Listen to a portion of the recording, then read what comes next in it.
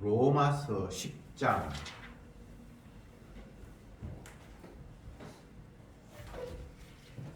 11절부터 15절까지 교독하겠습니다. 11절 제가 먼저 읽을게요. 성경에 이르되 누구든지 저를 믿는 자는 부끄러움을 당하지 아니하리라 하니 유대인이나 헬라인이나 차별이 없습니다. 하나님께서 모든 사람을 주하셔서 저를 부르는 모든 사람에게 부여하시도다. 누구든지 주의 이름을 부르는 자는 구원을 얻으리라. 그런즉 저희가 믿지 아니하는 일을 어찌 부르리요? 듣지도 못한 일을 어찌 믿으리요? 전파하는 자가 없이 어찌 들으리요? 보내심을 받지 아니하였으면 어찌 전파하리요? 기록된 바 아름답도다. 좋은 소식을 전하는 자의 발이여 함과 같으니라. 아멘. 아멘. 사도 바울이 전하는 복음은 유대인들이 통상적으로 이해하고 있는 그 복음과 엄청난 차이가 있었습니다. 오늘 본문에서 사도 바울이 복음을 설명하면서 11절에서 성경에 이르기를 누구든지 저를 믿는 자는 부끄러움을 당치 아니하리라 하니 이렇게 되어 있는데, 성경에 이르기를, 이제 구약의 어떤 구절들을 인용하면서 누구든지 저를 믿으면 부끄러움을 당치 않는다 이렇게 인용을 했는데, 구약 성경에 찾아보면 누구든지 저를 믿는 자 이렇게 되어 있지 않고, 뭐 이사야 같은 경우에는 나를 바라는 자는 수치를 당치 않는다, 요엘에서는 내 백성은 영원히 수치를 당치 않는다 이렇게 말함으로 말미암아 모든 이방인들을 다 포함하는 것은 아닌 것으로 그렇게 구약에는 되어 있습니다. 자기 백성들은 하나님 앞에 부끄러움을 당치 않을 것이다. 나를 바라는 자는 하나님 앞에 수치를 당하지 않을 것이다. 근데 바울은 거기서 유대인을 국한하는 것이 아니라 누구든지라고 이야기함으로 말미암아 12절에서 유대인이나 헬라인이나 차별이 없다 이렇게 이야기를 해버렸거든요. 근데 구약에서는 유대인과 이방인들이 엄청난 차이가 있거든요. 이방인들은 하나님의 구원의 대상도 아니고 하나님 말씀을 주지도 않았어요. 이스라엘에게만 하나님 율법을 주셨어요. 그리고 그 율법을 지키는 자가 구원을 얻는다고 이렇게 얘기를 했고, 그러면 애초에 이방인은 구원의 대상도 아니에요. 구약으로 이야기를 하면. 그걸 유대인들이 바울 말고, 바울 당시 유대인들은 자기 택한 백성 유대인들이 구원을 받는다고 했지 이방인들에게 구원이 있다고는 생각을 하지도 않았습니다. 근데 바울이 구원에는 유대인이나 이방인이나 차별이 없고 누구든지 주의 이름을 부르면 구원을 얻는다라고 선포를 해버렸어요. 그러니까 이게 얼마나 혼란이 왔겠습니까? 물론 구약도 자세히 들여다보면 이방인과 유대인들이 차별이 없는 그런 모습들이 잠깐 힌트로 보이긴 해요. 그러나 전반적인 구약의 흐름은 택한 백성 이스라엘이고 나머지는 택한 백성이 아니어서 버려진 존재로 묘사하고 있어요. 그래서 유대인들은 자기들만 선민이고 하나님의 택한 백성이고 구원 얻을 수 있는 자라고 생각을 했는데, 그 유대인 중에 유대인인 바울이 하나님의 은혜를 받고 하는 이야기가 누구든지 저를 믿으면 수치를 받지 않는다. 이거는 이스라엘이든 이방인이든 차별이 없다라고 이렇게 선언을 함으로 말미암아 그들에게 엄청난 충격을 주었습니다. 이렇게 이제 성경이 어려운 거예요. 그런데 자, 얘기 한번 봅시다. 구약에서 분명히 유대인과 이방인, 이건 분명히 선을 그었습니다. 차이를 두었습니다. 유대인들은 하나님 선택했다고 율법을 줬죠. 하나님의 뜻 알려줬죠. 근데 여기는 율법 없어요. 이거 자체만 해도 엄청난 차이잖아요. 그런데 바울이 유대인 이방인 구분 없고 주님을 부르면 그는 수치를 당하지 않는다, 구원을 얻는다 이 말이겠죠. 이렇게 이제 이야기를 했단 말이죠. 여기 이제 구약이고 신약에 오면 바울은 유대인, 이방인, 차이 없다. 이렇게 해야 되잖아요. 근데 우리가 예수님이 하신 말씀을 먼저 한번 들어봅시다. 예수님이 이 땅에 오셔서 하신 말씀이 그래 너희들은 아브라함의 후손이니까 하나님께 사랑하셔서 너희들은 구원할 것이야. 이렇게 말씀을 하셔야 좋은데 예수님은 독사의 새끼들아, 쉽게 이야기하면 유대인 전체를 해서 마귀 새끼들아, 이렇게 너희 애비는 마귀다 이렇게 얘기를 해버렸잖아요. 그러면 여기에서 유대인 이방인 중에 유대인들은 구원했다라는 그 당시 구약을 받아들이면서 하나님을 믿었던 예수님 당시 많은 유대인들은 이게 지금 어떤 식으로 다가왔겠습니까? 엄청난 충격이겠죠. 분명히 이방인들이야 뭐 구원의 대상이 아닌 건 맞는데 유대인들 향해서 너희 애비 마귀고 너희는 지옥 간다고 이렇게 했으니까 예수님의 이야기는 구원 얻을 인간이 있다는 이야기입니까? 없다는 이야기입니까? 없다는 이야기예요. 그 이게 얼마나 심각한 이야기입니까? 예수님이 돌에 맞은 거지. 어쨌든 십자가에 죽임 당하는 게 너무나 당연해요. 그 당시의 사람들의 입장에서는 분명히 하나님은 아브라함 후손들이 구원을 얻는다라고 이야기를 했고 자기들은 아브라함 후손이고 혈통적으로 그리고 뭐 아브라함 후손 중에도 세리와 창기처럼 엉뚱하게 살아가고 하나님 말씀을 개무시하는 사람은 지옥 간다고 해도 뭐 받아들일 텐데 1회 2번 금식하고 11조하고 기도하고 열심히 전도하고 있는 그 사람들마저도 마귀 새끼라고 예수님이 판정했을 때 그건 도저히 성경적인 관점에서 예수님의 평가는 이 말도 안 되는 평가잖아요. 자, 우리가 지금 성경을 이제 이해를 해야 되는 것이 표면적으로 보면 구약을 읽을 때 누구나 유대인들과 이방인에게는 하나님께서 차별을 두셨고 또 유대인에게 율법을 주셨어. 그 율법을 지키는 사람은 구원을 얻고 못 지키는 사람은 저주를 받는다. 이렇게 얘기했을 때 지키는 사람이 한 사람도 없는데 그 말을 주셨겠느냐라고 당연히 생각하겠죠. 근데 예수님은 너희들 하나님 말씀을 다 어겼기 때문에 다 지옥 가야 된다는 식으로 이야기를 하면서 유대인과 이방인에게 차별이 없는데 바울처럼 구원에 차별이 없는 게 아니고 구원 못 받는데 차별이 없는 것으로 예수님은 이야기를 했어요. 근데 유대인 이방인이 차이가 없다고 했는데 예수님은 이 차별이 없음을 다 지옥, 멸망 이렇게 이야기를 했고 바울은 차별이 없는데 이방인 차별이 없는데 믿으면 구원 이렇게 이야기를 했어요. 그러니까 예수님과 바울의 주장에도 물론 표면적으로 보면 엄청난 갭이 있죠. 자, 지금 다시 정리해 봅시다.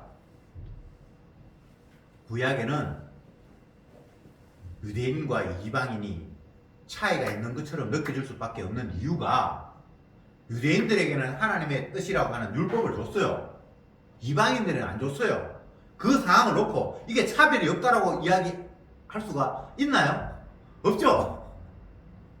그리고 구약에서는 아브라함을 통해서 주님께서 네 후손이 복을 받을 것이다 그러고 이스라엘을 또 불러서 그 아브라함 후손이 이스라엘이 됐잖아요. 그를 불러서 너희들은 내 백성이라고 하고 나머지는 내 백성이 아니라고 주님께서 구약에 분명히 이야기를 했는데 그게 왜 차별이 없습니까? 분명히 차별이 있죠. 그런데 예수님께서 오셔서 하시는 말씀은 너희들 아브라함의 후손이라고? 그래서 너희들은 구원받는다고? 웃기고 있네. 너희들은 아브라함의 후손이 아니라 마귀 새끼야. 이렇게 얘기했단 말이에요. 그러면서 날로 말미암지 않고는 아버지께로 아예 가는 그 자체가 차단돼 있어. 그들은 예수님하고 상관없이 율법 믿고 하나님 믿고 율법을 순종하면 구원 얻는다고 생각을 했는데 예수님이 하나님 아들이라고 나타나서 나를 통하지 않고는 천국 갈 수 없어. 그리고 지옥 간다 이 말이거든요. 그러니까 원천적으로 구원 얻을 인간이 없다고 주님이 시작을 하시면서 이 땅에서 자기의 일을 시작을 하셨어요. 예수님이 그렇게 하실 수밖에 없는 이유는 예수님이 자기가 죽지 않으면 구원이라는 길 자체가 아예 없는 거예요. 근데 아무도 유대인들은 예수님이 하나님의 아들이 있다고 해서 죽어야 자기들 구원한다 그렇게 생각하지 않고 율법 지키면 구원 얻는다고 생각했죠. 그리고 자기들 율법을 어느 정도 지켰다고 생각을 했죠. 근데 주님 보실 때 율법을 지킨 사람이 아무도 없어요. 구약에도 율법 지키는 사람이 없어요. 결국 하나님의 아들이 그 율법을 지킬 것이라고 이미 배경에 다 깔려있는 내용이에요. 근데 우리가 성경을 자꾸 읽으면서 은혜가 없으니까 겉으로 느끼는 감정으로만 그냥 문장을 읽으면서 그래 하나님이 이스라엘 백성들을 택한 백성이라고 했고 나머지는 이방이라고 했다. 그리고 택한 백성에게는 하나님의 뜻을 특별히 율법이라고 줬고 나머지는 아예 지키고 안 지키고 할 것도 없어요. 아예 안 줬으면 그건 당연히 못 지키는 거잖아요. 그러니까 누구나 다 그 구약을 읽으면서 유대인들은 하나님께서 우리를 사랑하셨고 우리에게 율법을 주셨고 또 율법을 지키면 구원 온다고 했으니까 우리 율법을 지켜서 천국 가자 복 받자. 여기 하자가 있습니까? 하자가 없는 것 같아요. 그런데 이스라엘 백성들에게 율법을 주신 하나님이 육의 몸을 입고 이 땅에 뛰어내려오셔서 하시는 말씀이 너희들이 아브라함의 후손이고 천국 갈 백성이고 그렇다고 너희들은 아브라함 백성 아니야 마귀 새끼야 이렇게 선언을 해버렸어요. 여기에는 유대인과 이방인이 구분이 있다 없다? 없다. 그러니까 엄청난 혼란이 온 거예요. 근데 또 사도 바울은 또 그거 다르게 이야기하는 것 같아. 유대인 이방인 차이가 없어. 구원 얻는 데는 주님을 부르는 사람은 구원을 얻어. 예수님은 아예 구원이 없다고 했는데 바울은 예수 믿으면 구원을 얻는다고. 예수님 이름을 부르는 사람은 주님께서 그를 부끄러움을 당치 않게끔 구원한다고 하고. 도대체 성경이 무슨 이야기를 하는지 여러분 혼란스럽지 않습니까? 혼란스러운 정도가 아니라 하나님의 말씀에 일관성도 없고 그래서 뭐 이런 게 이게 하나님의 뜻이야 라고 배척할 수밖에 없는 식으로 하나님의 말씀이 우리에게 다가오게 돼 있어요. 은혜가 아니면 이 구약의 표현, 신약에서도 예수님의 표현, 그리고 나중에 사도 바울의 표현 다 달라요. 다르지 않습니까? 근데 다르지 않아요. 성경은 일관되게 하나님의 약속이 계속해서 펼쳐온 거예요. 제가 구약을 이야기하면서 계속 말씀을 드렸잖아요.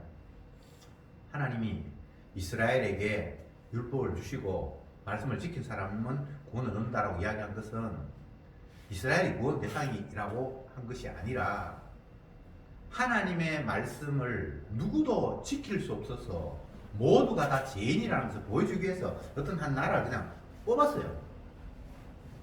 그래서 지키면 구원 얻는다고 하고 못 지키면 저주받는다고 했는데 그들은 못 지켰어요. 그래서 구약의 역사가 이스라엘이 멸망했다라고 우리 기록하고 있어요. 인간은 누구도 하나님의 말씀을 못 지킨다는 이야기죠. 누구도 구원의 대상이 아니라는 이야기죠. 그러면 뭐 지키면 복 받는다는 말 왜 했는데 그거는 이제 나중에 지킬 새로운 아담이 와요. 그 정보가 이미 다 담겨 있어요. 그래서 예수님은 그 사실을 알리기 위해서 너희들은 구원 대상이 아니야. 다 지옥 가야 돼. 구약 백성들 봐. 결국 멸망하고 아무것도 없고 나라고 다 성전이 뭐고 다 끝나버렸어요. 그러면 또 사람들이 묻죠. 그럼 구약 백성은 천국 갈 사람 없습니까? 그건 나중에 예수님을 통해서 아브라함이 예수님이 올 것을 보고 기뻐했다고 그렇게 했으니까 예수님을 통해서 구원 얻는 사람이 있긴 있는데 표면적으로는 구약은 이미 인간을 하나님의 은혜와 영광에 이르지 못하는 존재로 결코 하나님의 말씀에 순종할 수 없는 그런 존재로 선악과 다 먹었으니까 아담의 후손이니까 그런 존재라는 사실을 밝혀주는 것이 구약의 내용입니다.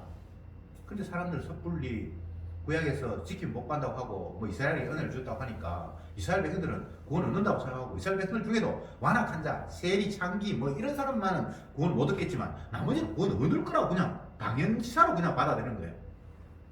그게 당연시사가 아닌데 하나님의 말씀 앞에 율법을 주신 이유가 뭐라고 했죠? 하나님 말씀 앞에 우리가 완악한 죄인이구나를 드러내기 위해서 율법을 주셨고 그 가운데 이스라엘을 택해서 전체 다를 실험하는 것이 아니라 어떤 일부 대상을 불러서 율법을 줘놓고 지키면 받는다, 안 지키면 저주받는다. 근데 못 지켜 저주받는 모습을 그냥 보여준 거예요.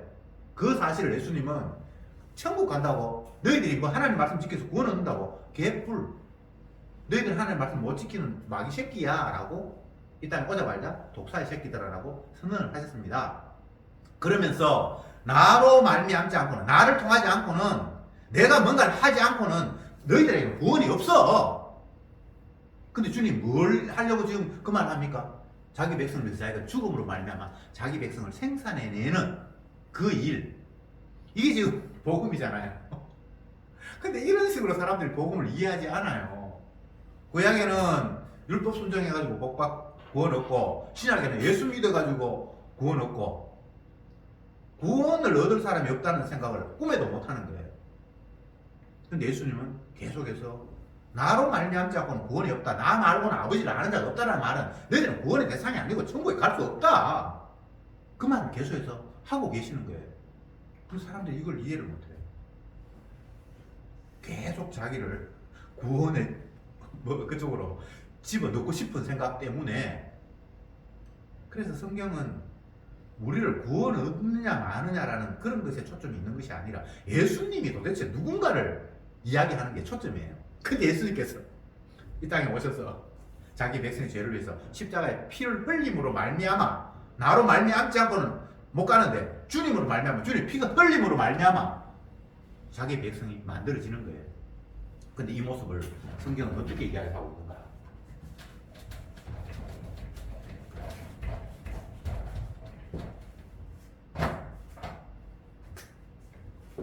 나는 포도나무, 너희는 가지. 예수님이 포도나무예요. 성도들은 가지예요. 이 가지는 포도나무 원둥치에서 분리돼 버리면 그냥 그거 죽은 거예요. 근데 원둥치에 붙어 있으면 거기에 생명이 공급이 돼서 열매를 맺는다고 했어요. 이게 구원의 모습이에요. 내 개인이 신앙생활 잘해서 구원을 얻는 거 없어요.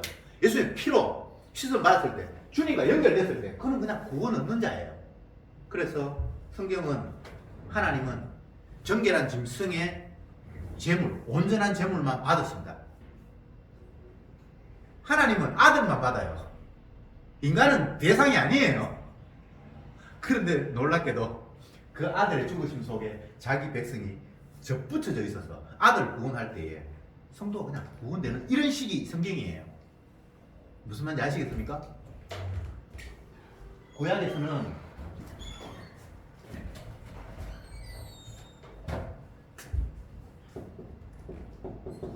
이스라엘이라고 하는데 자기 백성을, 신약에서는 교회라고 해요.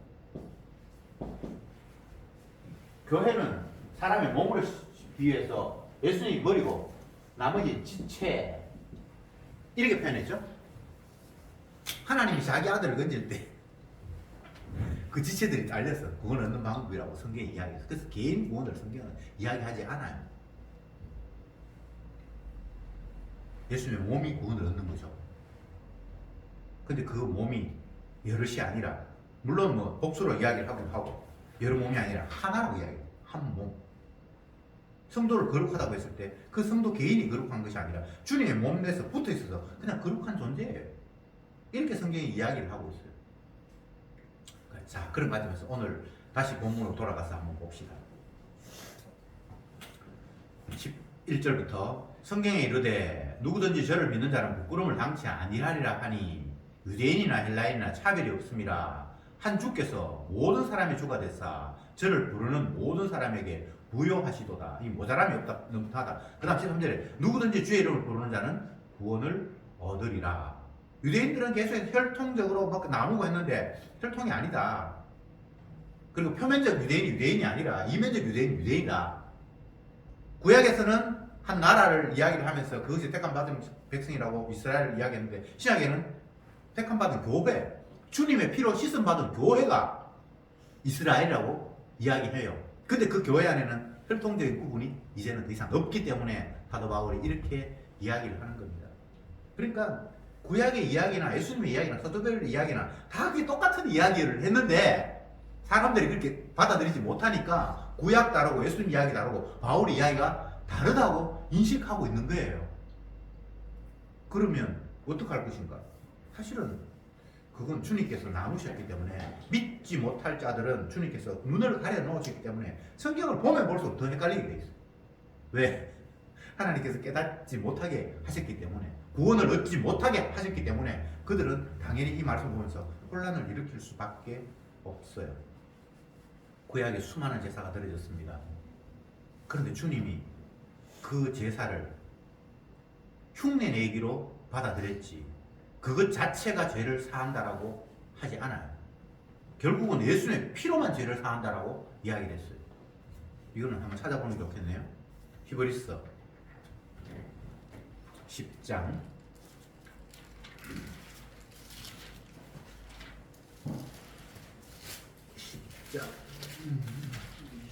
4절 봅시다.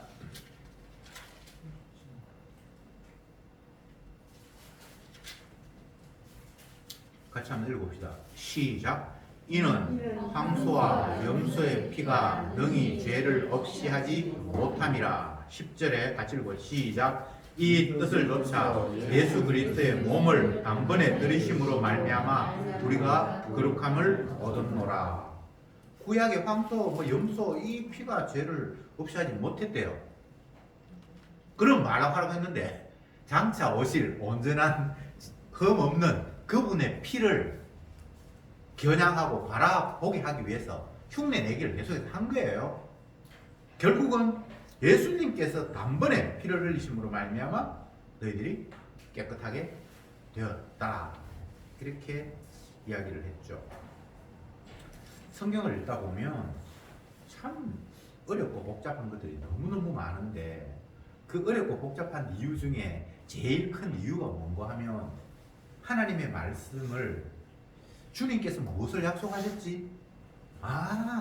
예수님이 주라는 사실을 드러내기 위해서 이렇게 모든 일을 펼쳤구나. 모든 성경에 예수님에 대해서 기록하고 있으니까 예수님 관점에서 보면 쉬운데 예수님 관점으로 보는 게 아니라 하나님의 수많은 말씀을 가지고 내한테 자꾸 적용시켜서 내가 이걸 이렇게 믿으면 유리할까 불리할까 복받을까 천국 갈까 자꾸 내한테 적용을 하는 거예요.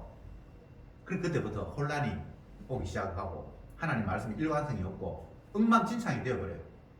그런데 예수님을 이야기하고 예수님의 주되심을 드러내기 위해서 이런 말도 하고 저런 말도 했다라고 받아들이면 그게 다 연결이 돼요. 하나도 이상하지 않아요. 예수님께서 하신 말씀 가운데서 요한복음 5장 39절에 나옵니까? 네. 거기에서 유대인들을 바라보니까 그들은 할마다 하나님 섬긴다 그러고 성경을 읽고 열심히 하는데 그 하는 목적이 뭡니까? 자기 복 받고 천국 가고 그 하나님 말씀 가지고 지 유리한 쪽으로 적용하려고 맨날 그걸 연구하고 있는 거예요. 그러니까 그 말이 자기를 천국 보내기 위해서 주신 말씀이 아니라 예수님이 어떤 분이며 왜 그분이 주가 되는가를 기록해 놨는데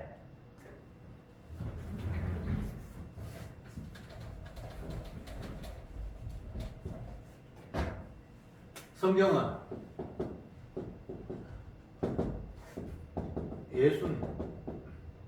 예수님이 어떤 분인가 결국은 이분이 주고 그렇기 때문에 언약대로 모든 일들을 완성하시는 분이고 이게 성경의 이야기잖아요. 그런데 사람들은 성경을 어떻게 이해한다고요? 나 구원 복 받는 방법 이렇게 받아들여요. 그래서 예수님이 정면으로 그들을 공격했죠. 너희가 성경에서 영생을 얻을 거라고 날마다 그 성경을 보고 있는데 이 성경은 너희들 영생 얻으라고 준 책이 아니고 예수인 나가 누군지를 나타내려고 기록해놨어. 그러니까 너희들 목적 자체가 지금 잘못됐기 때문에 구원 얻으려고 계속 성경 받고 더 나아가면 천국 간다 뿐만 아니라 복 받는다, 뭐 잘 된다, 자기 유리한 쪽으로 성경을 이해하고 해석하려고 하니까 이 핀트가 이게 달라고 너무너무 다른 거예요. 성경을 통해서 천국 가려고 영생을 얻으려고 보는데 성경 읽어서 영생을 얻을 방법이 없어요. 구약에서. 물론 그 은혜가 깨달아지면 하나님께서 보내신 메시아를 통해서 그가 우리의 죄를 담당함으로 말미암아 구원을 얻구나 이렇게 받아들이면 그건 아멘인데 그렇게 받아들이는 게 아니고 계속해서 자기 선에서 뭔가를 이렇게 해서 이해하든지 뭐 행동을 하든지 해서 자기 선에서 구원을 확정지으려고 하는 거예요. 근데 인간이 구원을 얻을 수 있는 방법은 없어요. 그걸 아예 주님께서 원천적으로 차단시켜 놨어요. 그 말을 예수님께서 내가 죽어야 너희들에게 이제 구원이라는 게 시작이 돼. 나로 말미암지 않고 천국 아버지 계신 곳 못 가. 이게 예수님의 이야기고 이게 복음이에요. 얼마나 명쾌합니까? 여기는 유대인이고 이방인이고 갈 거 없어요. 서기관이니 바리새인이니 나는 대제사장이니 나는 목사니 집사니 뭐 3대째 교인이 그거 구원하고 아무 상관이 없습니다. 구원은 오로지 예수님의 피로만 만들어지고, 물론 예수님의 피가 아무에게나 뿌려지는 거 아니고 아버지께서 자기에게 맡긴 생명, 그걸 선택받은 자, 주님의 택한 백성, 구약으로는 이스라엘, 신약에는 교회, 피로 값주고 산 교회만 해당되는 이야기입니다. 그런데 자꾸만 인간은 자기 자신이 뭔가를 해서 구원을 얻을 수 있는 것처럼 이야기하다가 나중에는 성경을 보면서, 신약을 보면서 믿으면 구원 얻구나, 십자가 믿으면 구원 얻구나, 믿어서 구원 얻는 게 아니고 구원받은 사람이니까 십자가의 의미가 믿어지는 거예요. 믿는 게 또 행위가 되면 안 돼요. 교회 나오는 게 행위가 되고 전도가 행위가 되고 그렇게 해서 구원을 얻는 게 아니에요. 사람으로서는 할 수 없는 거예요. 그걸 주님께서 나로 말미암지 않고는 결코 아버지께로 갈 수가 없다. 더 정확히 이야기하면 내가 내 택한 백성의 죄를 위해서 대신 십자가 저주받아서 피 흘려야 구원 얻는 자가 생긴다. 그렇게 성경은 이야기를 하고 있습니다. 그래서 바울은 앞에 그 이야기를 열심히 했고, 이제 바울이 이 로마서를 쓰는 것은 이 대상이 유대인 지역이 아니라 이방인 지역이잖아요. 그러니까 이방인들도 유대인들이 전하는 그들의 하나님에 대해서 뭔가 소문을 듣고 뭐 들은 게 있어요. 그래서 유대인들, 아브라함의 후손들은 거룩한 자고 하나님 택한 백성이고, 그들이 아닌 사람들은 다 이거는 하나님의 은혜에서 제외됐다는 이런 이슈를 가지고 있으니까 바울이 복음을 전하면서 아니야 구원에는 혈통적인 그런 구분이 없어, 그렇게 이야기하면서 유대인들 뿐만 아니라 이방인에게 복음을 제시하고 있어서 이런 표현을 굳이 쓴 겁니다. 유대인, 이방인 차별이 없다. 지옥 가는 것도 차별이 없고 구원하는 것도 혈통하고는 아무 상관이 없어요. 자, 우리가 여기서 이제 또 우리가 생각해 봐야 될 것이, 하나님은 오늘 본문에서 조금 더 본문 읽어봅시다.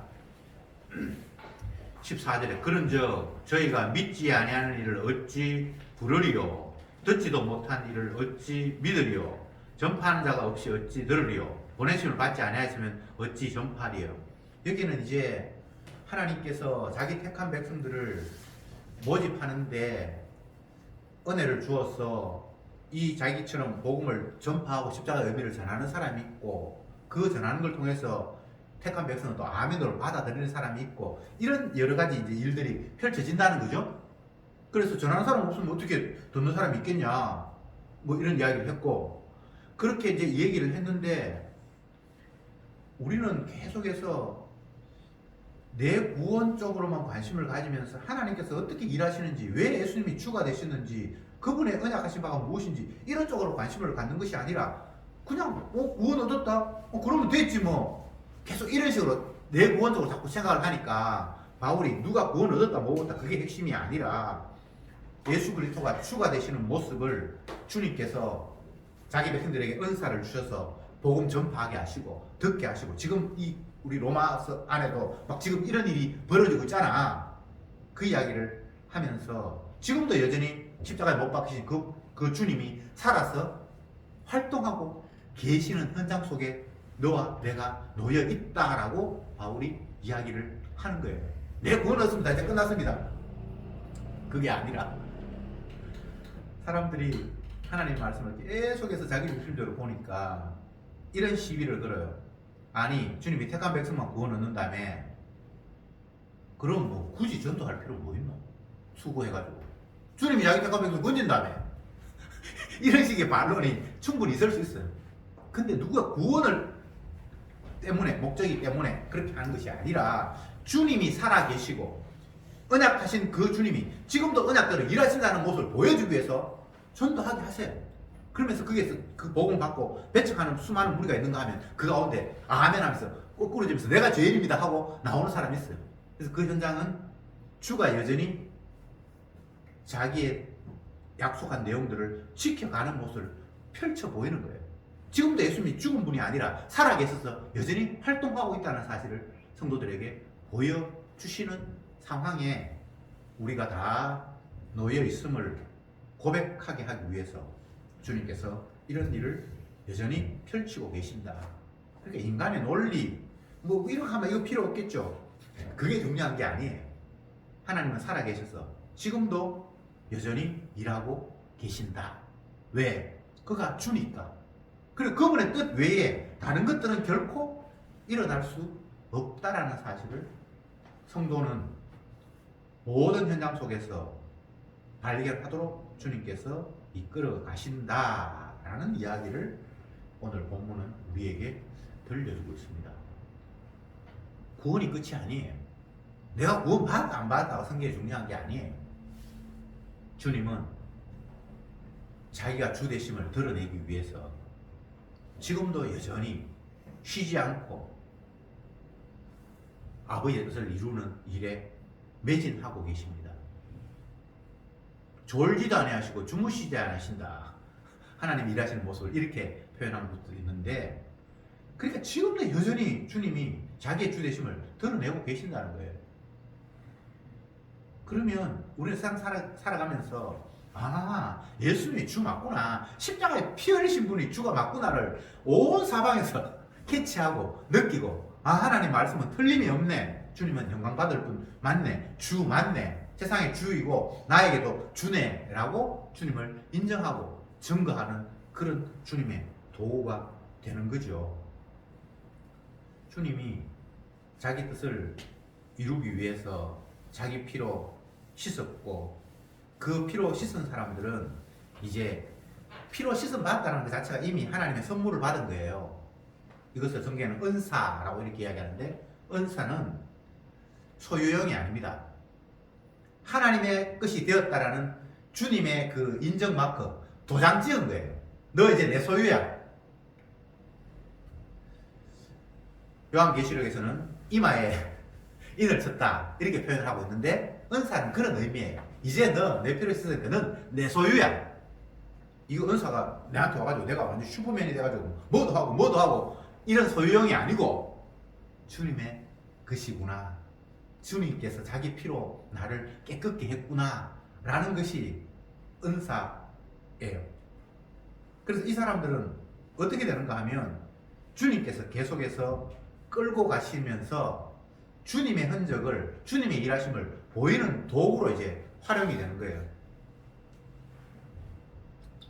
욥기를 보면 욥이 초반에 잘 살다가 행복한 가정을 이루다가 갑자기 자녀들 10명이 다 죽고 수많은 재산이 다 잿더미가 되고 온몸이, 본인의 몸도 만신창이가 되어서 정말 고통스러운 그런 상황으로 환경이 막 180도로 뒤바뀌어 버렸잖아요. 그때에 욥이 성경을 통해서 막 내뱉는 그 고백이, 처음에는 친구들이 왔을 때에 그냥 그래도 자기의 신앙을 포기하지 않으면서 하나님께서 수많은 것을 주셨는데 주신 분이 가져가기도 하지, 막 이러면서 굉장히 자기가 신앙이 있는 것처럼 자기 자신의 의를 드러냈어요. 근데 나중에 가면 그게 안 돼요. 진짜 하나님이 살아계신다면 이럴 수가 있냐. 내가 내 눈으로 하나님 만나가지고 진짜 좀 따지고 싶다. 근데 하나님 보이지 않으니까 내가 너무나 지금 답답하다. 막 이런 이야기를 해요. 왜 그렇게 했는가? 왜 인간은 그럴 수밖에 없는가? 하면 주신 자도 여호와시고 취하신 자도 여호와시라고 이야기를 해놓고 받을 때는 그냥 고마운데 싹 가져가 버리면 마치 지껏 빼앗기처럼 착각해요. 자기 게 아닌데. 그렇지 않습니까? 내가 뭔가를 뭐 있다가 갑자기 뭐 변화가 돼서 없어져 버리면 원래 내 거인 것처럼 생각하면서 빼앗겠다라고 하는 인식을 가지는 거예요. 빼앗기는 거 아니잖아요. 주신 분이 그냥 가져간 거잖아요. 이 인간은 이럴 수밖에 없어요. 빼앗겠다고 생각해요. 내가 건강했는데 갑자기 병들었다. 그럼 내가 건강을 빼앗겠다고 생각하는 거예요. 건강을 주신 분은 하나님이고 아프게 하신 분은 하나님이고 나는 뭔가를 주장할 그런 위치가 아니에요. 이 땅에 원래 없었는데 하나님께서 나를 있게 하셨는데 원래 없는 대로 다시 돌아가는 거예요. 그게 정상이에요. 그래서 우리는 하나님 하신 일 앞에 이런 방구도 왜 이렇게 했습니까? 라고 불평할 수 있는 그런 토대가 자체가 없어요. 무슨 말인지 아시겠습니까? 원래 내게 아무것도 없는데 모든 걸 그분이 주셔서 필요에 따라서 있게 하셨는데 또 필요에 따라서 없게 하셨어요. 그리고 뭐 왜 없습니까? 라고 그렇게 말할 필요 없어요. 있게 됐을 때 왜 있게 하셨습니까? 그렇게 묻지 않았잖아요. 그랬습니까? 나를 왜 태어나게 했습니까? 태어나면서 네, 그 뜻이 알고 싶습니다. 그렇게 하는 사람 없어요. 그냥 주시면 좋은 거예요. 갑자기 뭐 사업이 잘 되고 월급이 올라가고 그러면 좋다 이렇게 이야기하지. 하나님 이상하네요. 이거 왜 그렇게 자꾸 줍니까? 이렇게 묻지 않잖아요. 근데 반대 상황이 되면 이제 따지는 거예요. 왜 그렇습니까? 그게 지끄라고 착각하니까. 주님이 이걸 지적하는 거예요. 원래 아무것도 네 건 없었어. 다 나의 거야. 산에 있는 뭐 풀이나 짐승이나 곡식이나 다 내 거야. 그런데 왜 자꾸 너는 네 거라고 착각하고 있니? 이렇게 주님이 말씀하실 때에 주님의 믿음이 선물로 오고 성령이 그 시간에 우리에게 깨닫게 해주시면 그냥 그 앞에 우리는 꺾어져서 주님 내가 죄인입니다. 내가 아무것도 없는데 내가 내 거인 줄 알고 내가 주의 자리에서 마치 내가 뭔가를 소유해야만 하는 것처럼 내가 교만을 부렸군요 라고 그 앞에 꺾어지게 되죠. 이러면 이미 이는 주님의 피로 씻음 받은 그 자체가 이미 주님의 포도나무에 붙어서 열매가 지금 맺혀 있는 상태예요. 그 고백 자체가 그게 열매예요. 말씀을 정리합시다. 성경은 예수님이 어떤 분인 줄 알라고, 이분이 주님이라고, 이분이 자기의 생명을 자기 백성의 죄를 대신해서 죽음으로 말미암아 그들을 죽음에서 건진 분이라고 설명을 하고 있는데 이 마귀는 계속해서 네가 용서 받았냐 안 받았냐, 네가 복 받았냐 안 받았냐 계속 우리 개인에게 관심을 기울이도록 유혹을 해요. 그래서 성경을 해석하고 토론을 하고 하는 모든 것이 다 지 구원을 목적으로 두고 서로 이야기하고 주고받고 내 구원을 얻었냐 못 얻었냐 이게 구원이냐 아니냐 그쪽으로만 흘러가 버려요. 예수님이 십자가에 피 흘렸다라는 그 엄청난 일, 그거는 내 구원을 위해서 주님 피가 필요한 것으로 그냥 소모품으로 그렇게 전락시켜버리면서 성경을 해석하고 이해하고 있어요. 그게 주님의 피를 욕되게 하는 일입니다. 예수님이 왜 십자가에 피를 흘리지 않으면 안 되었는지를 우리의 삶의 장소에서 날마다 절감할 수 있어야 해요. 내가 이만큼 완악하구나. 내가 뭘 한다는 게 이게 정말 무엇 하나가 의를 생산하거나 하나님이 기뻐할 만한 것이 하나도 없구나라는 것을 삶의 장소에서 깨달으면서 그와 함께 그렇기 때문에 주님의 피가 유일하게 나에게 생명이 되었다는 사실을 깨달을 때 그 자리가 주님을 영화롭게 하는 자리고 그 자체가 포도나무에 붙어서 맺혀진 주님의 열매입니다. 기도합시다. 주님 감사합니다. 오늘 이 시간도 다시금 예수님의 십자가의 의미를 되새기게 하셔서 참으로 감사합니다. 짐승의 피를 아무리 많이 제물로 잡아들인다 할지라도 그것으로 죄인의 죄가 사해지는 것이 아니라 하나님의 아들이신 예수님이 피 흘리실 때만 유일하게 사죄가 일어난다는 이 놀라운 사실 앞에 다시 한번 주님의 십자가의 보혈을 값진 것으로 깨닫는 저들이 되게 하시고 우리의 삶의 현장 속에서 예수님만 주로 찬양되는 나날들이 펼쳐지게 하옵소서. 예수님의 이름으로 기도드리옵나이다. 아멘.